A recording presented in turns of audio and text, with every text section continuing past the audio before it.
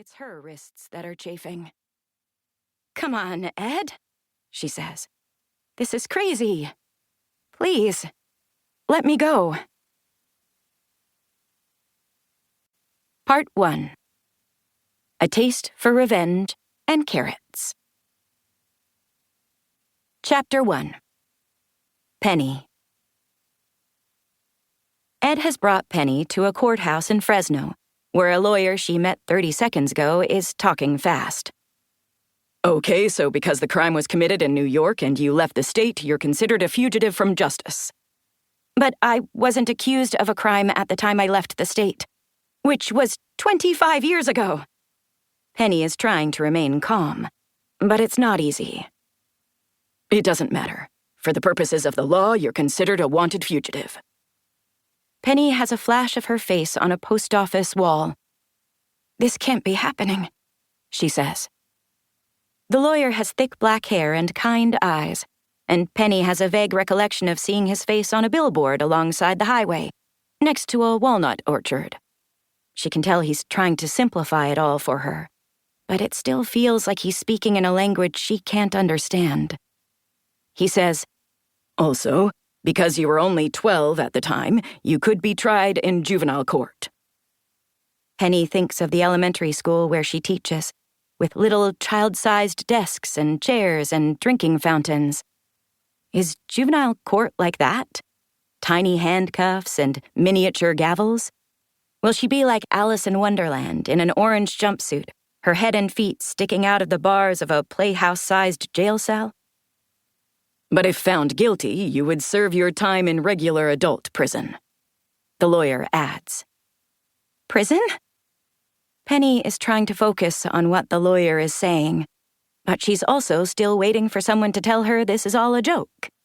It's not April Fool's, but there's gotta be a punchline here somewhere, right? Does this prank come with a TV appearance? A check? At this point, she'd settle for an apology and getting dropped at the bus stop. "In juvenile court, you won't have the right to a jury trial or bail," says the lawyer. "I would advise you to waive the fitness hearing when you get to New York and go straight to adult court. You do have the right to an extradition hearing here, but it would only be a delaying tactic." "I don't want any delays. I want this straightened out right now," Penny says. Penny sits in the back of Ed's police car, staring out the window on the way to the airport, marveling at the strange twist her day has taken. To avoid conversation, Ed has put a country music station on loud, so Penny is treated to a series of songs about heartbreak, tequila, and Chevys. He takes pity on her when a song called "Way Too Pretty for Prison" comes on. But when he spins the dial, it lands on Taylor Swift crooning "No Body, No Crime." Ed meets her eyes in the rearview mirror and turns the radio off. But the silence is even more excruciating. Surely the next stop will be a restaurant full of people shouting, "Surprise!" Won't it? Penny tries to distract herself by examining the vehicles they are passing, guessing where the people inside are going. The truckers are taking their loads to big box stores. The commuters are racing home after a stop to shop at the big box stores.